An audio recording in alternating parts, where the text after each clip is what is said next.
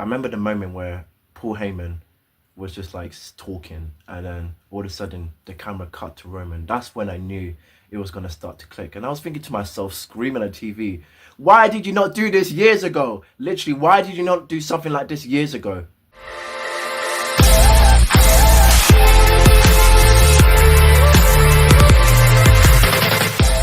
Right, so we're going to be reacting to the dramatic rise of Roman Reigns. So this is going to be very interesting. I've seen the majority of his run from arriving with the Shield to right now. It's just incredible. So let's see what this video has for us, and let's just get straight into it. The most hated man in WWE. That's how Roman Reigns was defined in his earlier years. I want you to hear this for a second. Yeah,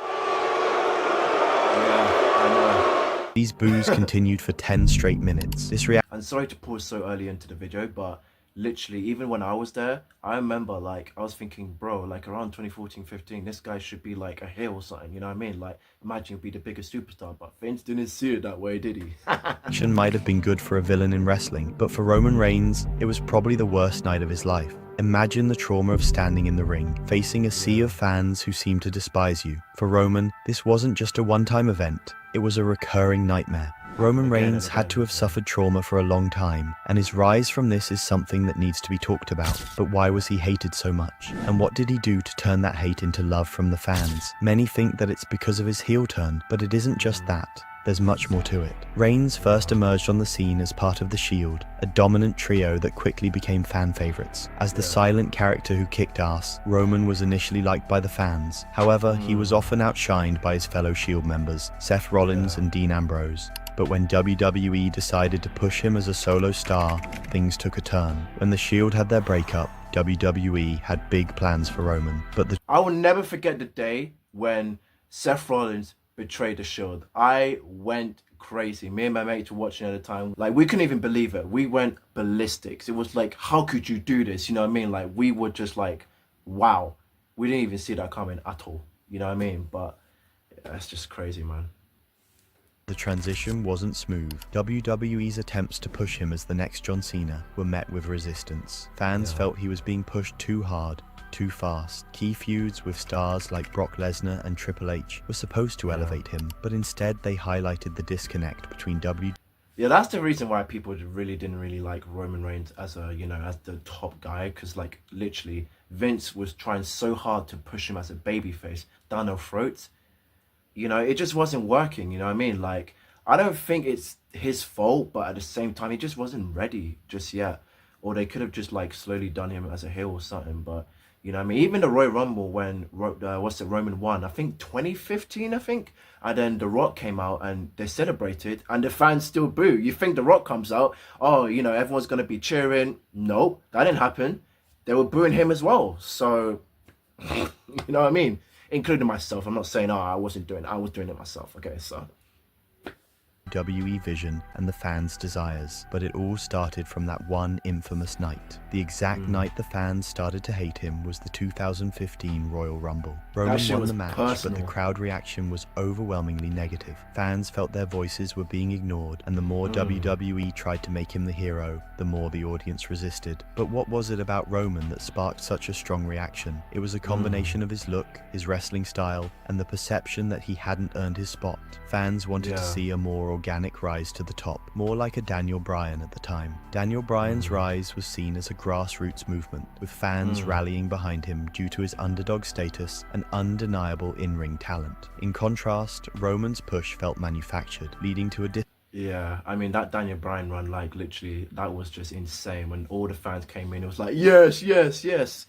Crazy, man. But with Roman, I just want to say, literally, you know, it just came too quick, in my opinion. I think his gear, you know, they could have changed it up. I think it was just literally the same as it was in the Shield. Do you know what I mean? There was nothing different. It's just like as if, like, he was part of the Shield, but obviously he was disbanded, you know, so something needed to change, but he just wasn't ready, you know what I mean? They could have gave him a year, gone with someone else, but yeah.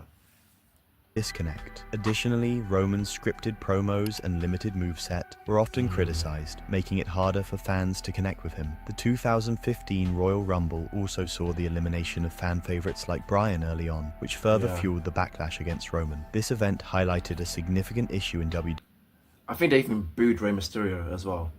WWE at the time, the perceived disconnect between the company's decisions and the fans' desires. Fans felt their voices were being ignored, and Roman became the symbol of that frustration. This frustration culminated in one of the most infamous moments in WWE history, the night Roman was booed for 10 straight minutes after defeating The Undertaker at WrestleMania 33. The crowd's reaction was a clear message to WWE about their dissatisfaction with Roman's push. Despite the hate, Roman never gave up. He continued to show up night after night, facing... And that's what I love about Roman, you know, like all the hate that was coming to him, everything that was coming his way, and he still worked every single day to try and make things right, to try and do his best. You have to give it to him, you know, at the time, whether you liked him or not, he absolutely did his best to try and change things, you know what I mean? Whether it was beneficial for him or not, he absolutely tried his best, and I have to give him respect to that, you know what I mean? You have to live through those times. Like, you hear people sometimes just like not really say it wasn't a big deal, or I've seen comments like that. You have to live through these times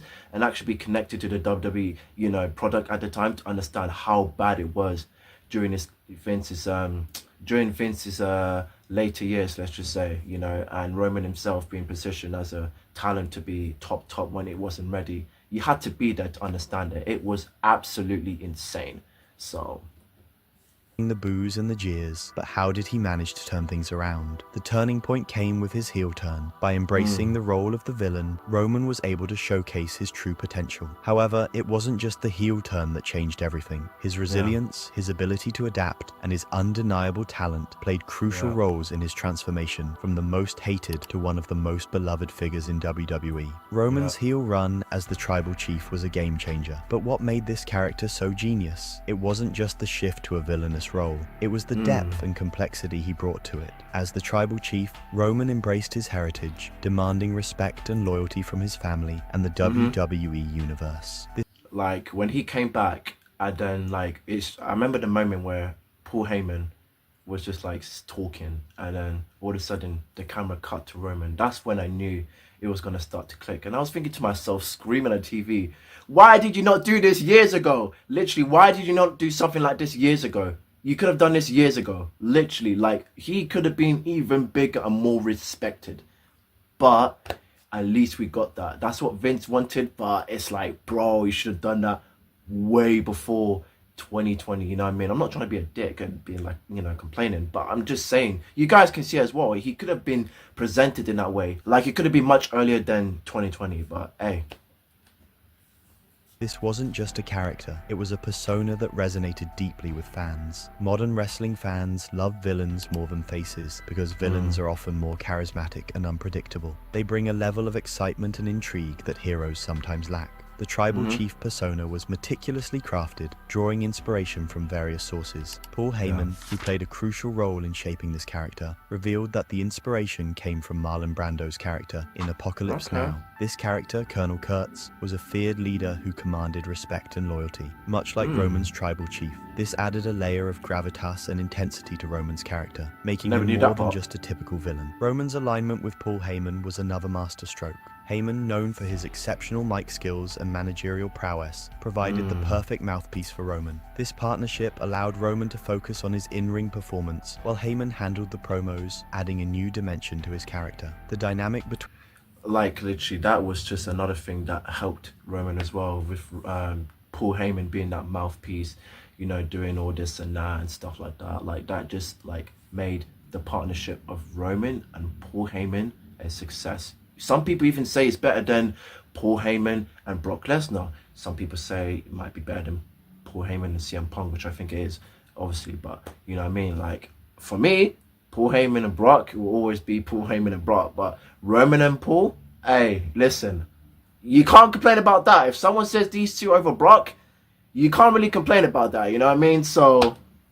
between them was electric, with Heyman often seen as the manipulative advisor, further enhancing Roman's aura of dominance. The storyline with Jey Uso was pivotal in establishing Roman as the Tribal Chief. This feud wasn't just about wrestling, it was a deeply personal story about family, respect, and power. Roman's demand for Jey to acknowledge him as the head of the family resonated with many fans, as it mirrored real-life family dynamics and struggles for authority. The emotional intensity of their match... And I will say quickly, I think this was during a time where Jey was actually starting to improve for a future let's say, main event push as a single star. I think this right here, as they're talking in the video, it actually started around there. I would say personally, you could say it's wrong. It started earlier, blah blah blah. But I think this showed examples of like small glimpses of like what Jay could be for the future as of right now. And hey, listen, what's he doing right now? You know what I mean? So matches, especially the I Quit match at Hell in a Cell 2020, showcased Roman's ability to tell a compelling story in the ring. Roman's heritage played a significant role in his character development. As a member of the Anoa'i family, Roman's portrayal of the tribal chief was a nod to his Samoan roots. The Anoa'i family has a rich history in wrestling, with legends like The Rock, Yokozuna, and the Wild Samoans. Roman's character demanded respect not just for himself, but for his entire family, adding a layer of authenticity and pride to his persona. The Tribal Chief persona also brought a new level of storytelling to WWE. Roman's character wasn't just about winning matches, it was about asserting dominance, demanding respect, and leading his family. This Nah, literally, I had like an old friend that's like a huge fan of like literally betraying his character and would literally like does not give a damn about the storyline, would just be like, hey, listen, as long as Roman wins, we're all good. You know, it doesn't make sense if you lose and stuff like that. I was just like, bro, just cut it out, you know. We get it, you know. We all have that guy or that one friend that has a favorite superstar, but not everything has to be about winning, you know. Like, we get it, but listen, that just shows that, you know, he fell in love deeply with this version of Roman. So he's come a long way from that. You know what I mean? So now he gets the respect. Listen, if he didn't have this run, would have been very interesting to see where his legacy would have been.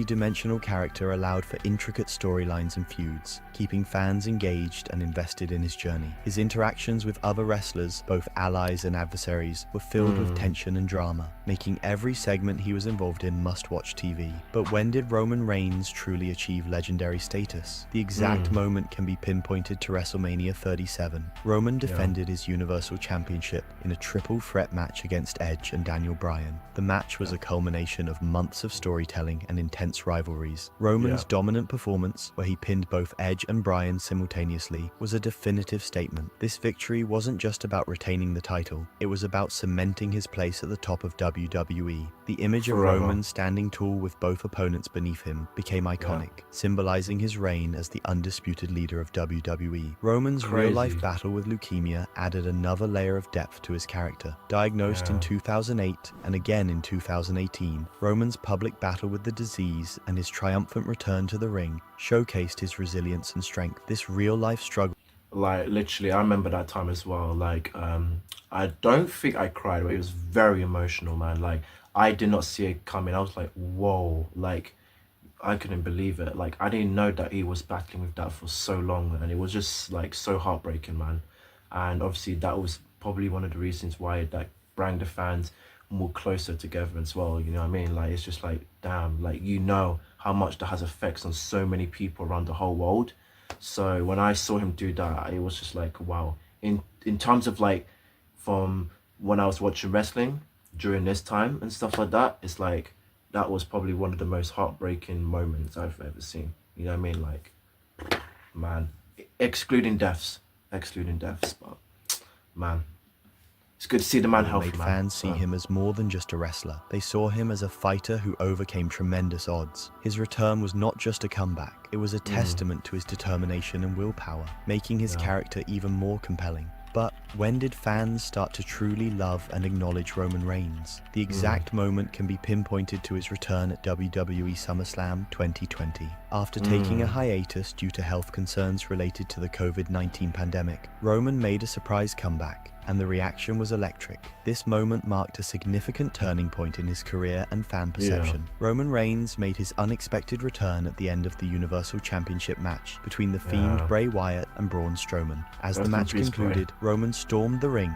attacking both competitors with a newfound aggression and intensity. This wasn't the Roman Reigns fans had seen before. This was a more ruthless, dominant version of him. The crowd's reaction. I was just so glad when that happened, but you know what I mean? Like, it was just different. He needed that. It's like, had he returned at WrestleMania and faced Goldberg? I don't know. You know what I mean? Like, you never know. But I'm glad that it was SummerSlam, and listen, I just wish it happened so much earlier, you know, when I was much younger. I just wish, you know what I mean, to see it even longer. Because then when it's like, okay, he's one of the greatest, you can't chat, you know what I mean? But hey, he'll run alone. Who's gonna say he's not? One off. Come on. Action was a mix of shock and excitement, signaling the beginning of a new chapter for Roman. Shortly after his return, Roman aligned himself with Paul Heyman, a move that shocked the WWE universe. This partnership was pivotal in transforming Roman's character. Heyman, known for his exceptional mic skills and managerial expertise, provided the perfect platform for Roman to evolve into the Tribal Chief. Love This this new image. persona demanded respect and loyalty, not just from his family, but from the entire WWE universe. The depth and complexity of this character resonated deeply with fans, who began to appreciate the layers and authenticity Roman brought to his role. Roman Reigns' popularity has soared to unprecedented heights. He is now one of the most respected and admired figures in WWE. His Tribal Chief persona has set a new standard for character development in wrestling. Fans who once booed him now cheer and chant, "We want Roman." Yeah, that's kind of ironic because, you know, people like when he was champion for so long, oh, get rid of him, stuff like that, you know what I mean? Cody becomes champion. The run is not going as expected as what some people wanted, or the majority, as I see with my own eyes. Oh, we want Roman back, he comes back, yay, you know what I mean? Hypocrites, man, hypocrites. On every WWE show. I'm not one of them, by the Roman's way. influence extends beyond the ring, as he has become a cultural icon, representing WWE on various platforms and in media appearances. Roman Reigns is currently regarded as one of the best professional wrestlers active in the world today. His dominance in WWE is unparalleled. Roman's part-time schedule allows him to focus on high-profile matches and storylines, maintaining his aura of invincibility. His alignment with Paul Heyman and the ongoing Bloodline storyline have kept fans engaged and invested in his journey. Roman Reigns' story is one of transformation, resilience, and genius character work. From his early days in The Shield to his current reign as the Tribal Chief, Roman has shown that he can adapt and thrive in any situation. But what will the future hold for the Tribal Chief? Only time will tell, but one thing is certain. Roman Reigns has cemented his place in WWE history. Absolutely. Drop a like, comment down below your thoughts and opinions on this video. Did I talk too much? I feel like I might have. Sorry, I need to kind of cut that out, maybe, my fault.